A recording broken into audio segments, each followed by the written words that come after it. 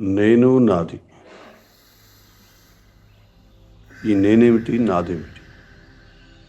అది ఎందుకొచ్చింది? ఎందుకొస్తుంది అది పదే పదే? ఆ నేను నాది ఎలా పోతుంది? ఎప్పుడు పోతుంది? ఇది చాలా కఠినమైన పరీక్ష అనుకోవచ్చు. నేను నాది పోగొట్టడమే ఉంది ఆధ్యాత్మికత ప్రయాణంలో. మోక్షం అనే పదం ఎప్పుడొస్తుంది అంటే, నేను నాది పోయినప్పుడే అది మోక్ష స్థితి అంటారు.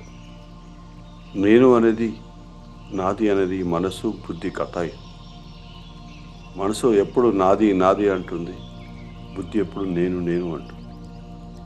ఇది ఎందుకు వచ్చింది నేను నాది అంటే, శరీరాన్ని రక్షించుకోవడానికి, ప్రొటెక్ట్ చేయడానికి, జాగ్రత్తగా చూసుకోవడానికి రెండు వ్యవస్థలు పనిచేస్తాయి.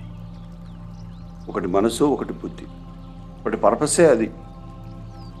ఈ వాహనం అనే శరీరము ఎటువంటి ఇబ్బందులకు లోను కాకుండా చక్కగా దాని నిర్వహణ కోసమే ఈ రెండు కారణం. మన పిల్లల్ని ఎలా చూసుకుంటాం చిన్నప్పుడు, వాళ్ళు మంచి చెడ్డలు, అలాగే ఈ రెండిటి పని కూడా అదే. కానీ అలా జరగట్లేదు కాబట్టి, ఆ రెండు సరిగ్గా పని చేయట్లేదు కాబట్టి మన శరీరాలు కానీ మనకు అనారోగ్యాలు రావడానికి కారణం ఆ రెండు వ్యవస్థలు సరిగ్గా పనిచేయకపోవడం వల్లనే ఇన్ని అనర్థాలు జరుగుతుంది. విచ్చలవిడి తిండి తినడం, దాన్ని కేర్ చేయకపోవడం, దానికి ఎన్ని ఇబ్బందులు వచ్చినా నీ ఆహారపు అలవాట్లు మార్చుకోకపోవడం, ఏమి తిన్నా ఏ అనుభూతి లేకుండా ఏదో తింటున్నాం అలా తింటూ ఉండడం, అవసరానికి మించి తినడం, ఇవన్నీ ఎక్కడి నుంచి వస్తున్నాయంటే ఇగో ఈ నేను నాది సరిగ్గా పనిచేయకపోవడం. ఆ రెండు సమన్వయంతో పనిచేయాలి, రెండు ఒకటిగా పనిచేయాలి. ఆ మనసు, ఆ బుద్ధి, ఆ రెండు ఒకటి పనిచేయనంత కాలం ఈ శరీరం పట్ల కేరింగ్ అనేది ఉంటుందిగా అనిపిస్తుంది. కానీ ఆచరణకు వచ్చేసరికల్లా 4 రోజులు ఆచరిస్తాం, మళ్ళీ వదిలేస్తాం. మళ్ళీ ఎవరో 4 మాటలు చెప్తాం, వింటాం, ఎక్కడో యూట్యూబ్లో ఎన్నో శరీరం గొప్పతనం గురించి మళ్ళీ మన ఇలా జూమ్లోనూ వింటారు, బాగా చూసుకోవాలనే నిర్ణయానికి వస్తారు. మళ్ళీ మొదటికి వస్తారు. నేను 100 సార్లు అనుకొని ఉంటాను, 1000 సార్లు అనుకొని ఉంటాను, అబ్బా ఇలా తినకూడదు, అతిగా తగ్గించేయాలా. మనం 4 రోజులు ఉంటాం, మళ్ళీ 5వ రోజు మళ్ళీ మామూలే. ప్రమాణాలు చేస్తాం, ఒట్లేస్తాం, ఒకటి కాదులే, చచ్చిపోయినా సరే ఇక తినకూడదు అబ్బా మళ్ళీ ఇలాంటి పీకల దాకా. కానీ జరగదు.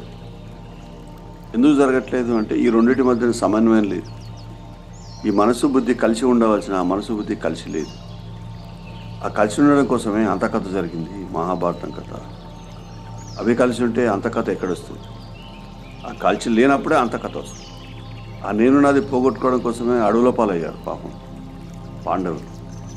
పాపం అనకూడదు, వాస్తవం కావాలి. ఎవరైనా అడవి పాలు కావాల్సింది, అడవిలో ఒంటరిగా జీవితం గడపవలసింది.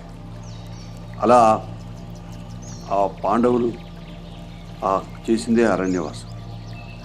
దానికోసమే ఇంద్రియాల సుఖంలో పడి వాళ్ళు వచ్చిన పర్పస్ మర్చిపోతే, శుద్ధ సాత్విక తత్వంలోకి రావాల్సిన వాళ్ళు అశుద్ధమైన సరికాని ఆహార వ్యవహారాల్లో ఉంటూ, ఆ రాజరేఖపు పోకడలో పోతూ, తన అంతర్ ప్రపంచం పట్ల నిర్లక్ష్యంగా ఉన్న ఆ సమయంలో, ఆ పరిణామంలో జరిగిందే జూద క్రీడ.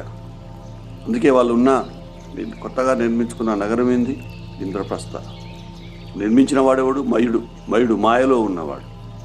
దాని అర్థం ఏంటి అంటే, మాయలో ఉన్నారు వాళ్ళు, మాయలో, ఆ భోగాల యొక్క మాయలో పడ్డారు, ఇంద్రియ సుఖంలో పడ్డారు. ఆ మాయల నుంచి బయటపడడం అసంభవం. అందులో నుంచి బయటకు రావడం చాలా కఠినమైన పని.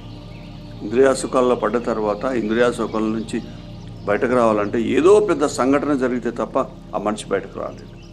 అది శరీరం కానీ, కుటుంబంలో కానీ, ఏదో రకంగా ఆర్థికంగా ఏదో ఒక సమస్య వాడిని మొత్తం డౌన్ఫాల్ చేయాలి. చేస్తే తప్ప వాడు మళ్ళీ సాధారణ స్థితిలోకి రాడు.